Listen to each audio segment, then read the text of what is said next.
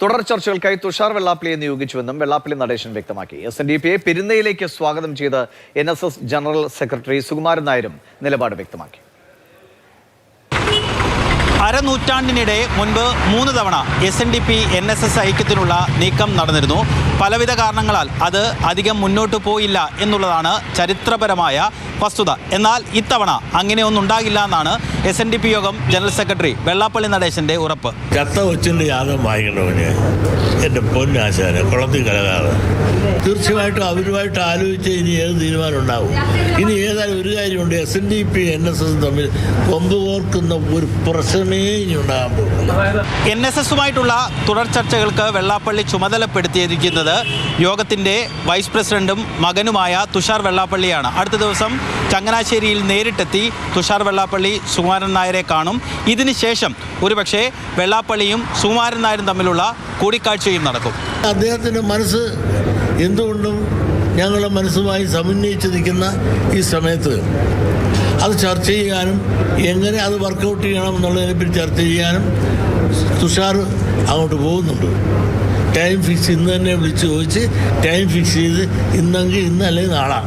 മുസ്ലിം ലീഗിനെതിരായ യുദ്ധത്തിന് മൂർച്ച കൂട്ടുകയാണ് SNDPയും വെള്ളാപ്പള്ളിയും. ഇന്ന് ചേർന്ന SNDPയുടെ നേതൃയോഗം വെള്ളാപ്പള്ളിയുടെ പോരാട്ടങ്ങൾക്ക് പൂർണ്ണ പിന്തുണ പ്രഖ്യാപിച്ചു എന്ന് മാത്രവുമല്ല, ലീഗിനെതിരെ വലിയ രീതിയിൽ ആരോപണം നിറഞ്ഞൊരു പ്രമേയം പാസ്സാക്കുകയും ചെയ്തു. അതായത് അതിൽ പ്രധാനപ്പെട്ട ഒരു ആരോപണം എന്ന് പറയുന്നത് തിരഞ്ഞെടുപ്പ് കാലത്ത് ലീഗിന് മതേതരത്വമുണ്ട്, അത് കഴിഞ്ഞാൽ മതത്തിന് വേണ്ടി മാത്രം പ്രവർത്തിക്കുന്ന ഇത് ഭരണഘടനാ ലംഘനമാണ്, മലപ്പുറം ആരുടെയും കുടുംബസ്വത്തല്ല, അങ്ങനെയൊക്കെയുള്ള അതിരൂക്ഷമായ വിമർശനം ആ പ്രമേയത്തിലുണ്ട്.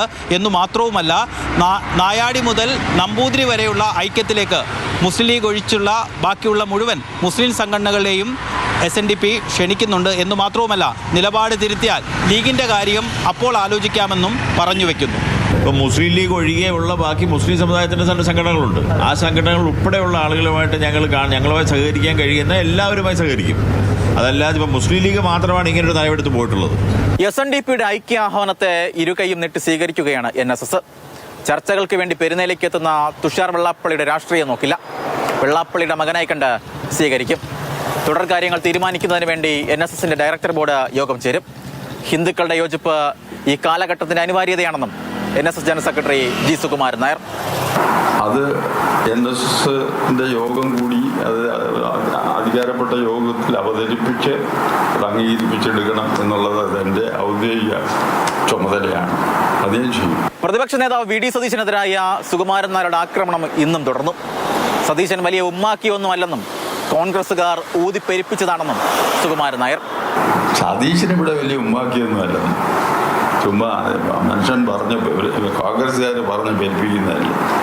സമദൂര നിലപാട് ഉയർത്തിപ്പിടിച്ചുകൊണ്ടുള്ള ഐക്യമാണ് NSS മുന്നോട്ട് വയ്ക്കുന്നത്. അതിനാൽ തന്നെ ലീഗിനെതിരായ വെള്ളാപ്പള്ളിയുടെ പരാമർശങ്ങൾക്ക് സുകുമാരൻ നായർ മറുപടി പറഞ്ഞില്ല. ഒപ്പം ജാതി സെൻസസുമായി ബന്ധപ്പെട്ട കാര്യങ്ങൾക്കും NSSന്റെ ഭാഗത്തു നിന്ന് മറുപടിയില്ല. വരും ദിവസങ്ങളിൽ തന്നെ NSS SNDP ഐക്യ ചർച്ചകൾ നടക്കും.